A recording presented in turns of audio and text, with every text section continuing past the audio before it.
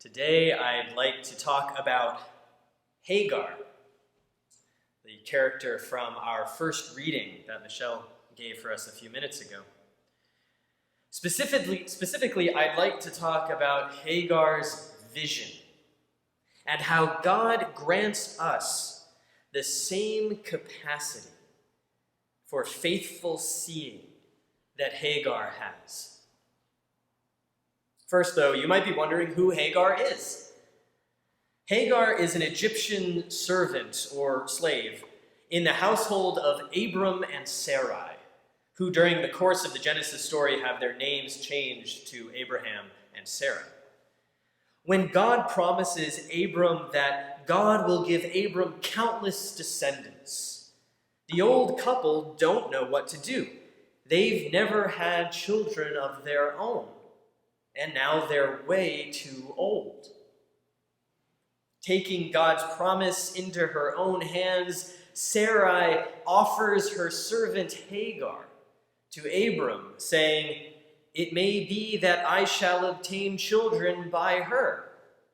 If this sounds eerily like The Handmaid's Tale, it is. Hagar gets pregnant and starts to look upon Sarai with contempt. Sarai begins to treat her harshly, so the young woman runs off into the desert and finds herself at a spring in the wilderness. The messenger of the Lord speaks to her, telling her to return and raise her son in Abram's house. Name him Ishmael, which means God hears. Hagar is astounded by the presence of God all around her, and she names God El Roi, which means God who sees, or perhaps God of seeing. In fact, Hagar, a lowly servant girl, is the first person in the entire Bible to make a name for God, to try to understand her interaction with God through naming.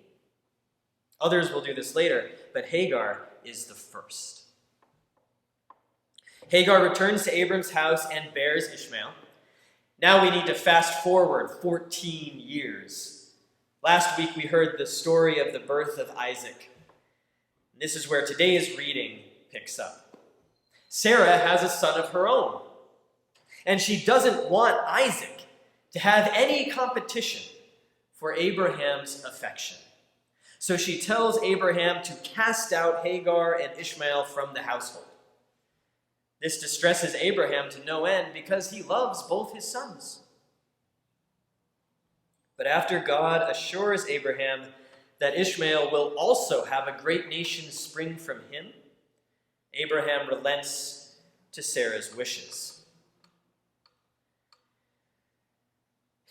And this is where the story gets a little weird. I'm going to point out the weirdness, and then I'm going to ignore it because it's not that important. Today's story treats Ishmael as if he's little more than a slightly older baby than Isaac, even though 14 years have passed since his birth. This is either due to counting years differently, or more likely, combining different sources of the Abrahamic story into one larger tale. So if you're wondering why Hagar put a teenager under a bush so she wouldn't have to watch him die, then you're not alone in being perplexed. Again, just ignore Ishmael's age here, because the important thing is what happens next. Hagar is wandering about the desert with her son. Her food and water have run out, and she thinks they are about to die. And for the second time in the wilderness, Hagar stumbles into God's presence and hears the voice of God's messenger. "What troubles you, Hagar? Do not be afraid, for God has heard the voice of the boy where he is." Ishmael, God hears. "Come, lift up the boy and hold him fast with your hand, for I will make a great nation of him." And this is how the book of Genesis narrates what happens to Hagar after these words. Then God opened her eyes, and she saw a well of water. Remember, earlier in the tale, Hagar had found a spring in the wilderness and had named God El Roi, the God of seeing. Then God opened her eyes. In the moment of her distress, Hagar could not see beyond her fear and her anxiety. The water in the water skin was gone, and she said, "That's it, we're going to die." But God had promised long ago to make a great nation of Ishmael, and God is faithful and trustworthy. God sees Hagar. God beholds her. God holds her in the hope of the promise. And because God sees Hagar, Hagar sees. She sees beyond the narrowed field of vision, the opaque box her fear and anxiety had trapped her in.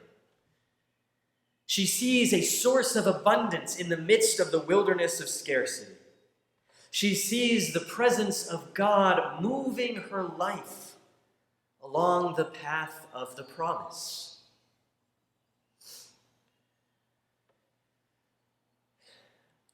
In these days of long-term isolation, terrifying disease, and exposed injustice, fear and anxiety can create wilderness around us. All of the stressors of our societal system, no matter if they are leading to death or to new life, can rob us of our sight. We can become spiritually nearsighted, unwilling to look beyond or within our current distress.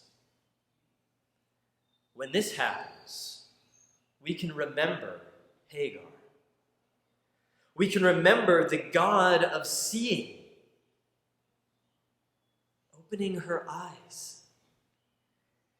And we can see ourselves, see in the midst of wilderness, the wellspring of God, from which flows the sustaining water of life.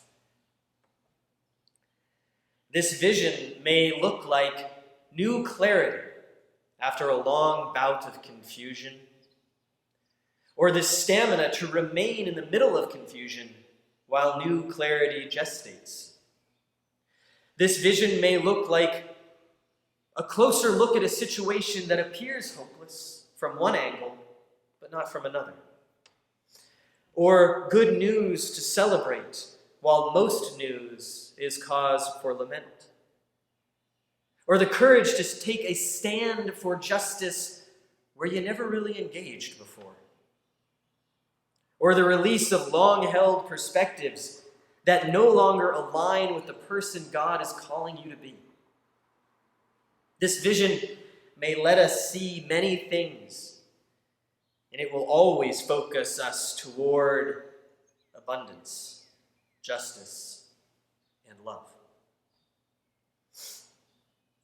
When I was 14, like Ishmael, I started getting really bad headaches, migraines. Migraines so bad that one night my dad took me to the hospital for a CAT scan because he thought I had meningitis. It might have been an overreaction. The doctors definitely overreacted. They prescribed me some serious meds, beta blockers, to fight the headaches. I took them for a while until I went to see an optometrist. Turns out my migraines were due to my need for glasses, not some phantom high blood pressure. I got glasses, and the headache ceased. And for the first time in recent memory, I could see clearly. But like any self-conscious teenager, I hated those glasses. Not that my daily sweatpants marked me as the height of fashion, but glasses were a bridge too far. Well, now I can't see the sermon. The thing is, I was a really, really good Little League center fielder throughout elementary and middle school. When I was about 10, my coach nicknamed me Hoover because of how I vacuumed up fly balls. I wanted to try out for the high school baseball team my freshman year, but I had just gotten those horrible glasses. You know, the ones that made it so I could see the baseballs flying through the air. That spring, I made a boneheaded choice that I'm still kicking myself for nearly 25 years later. I decided not to go try out for the baseball team because I didn't want to wear my glasses. I think we're all like that sometimes in our walks with God. We refuse to see, even when El Roy, the God who sees, is showing us the path of God's promises. But today, Hagar is our guide, for she is the one who sees. As we look out over the wilderness of this modern moment, we too can find it a place of springs as we pray for God to open our eyes.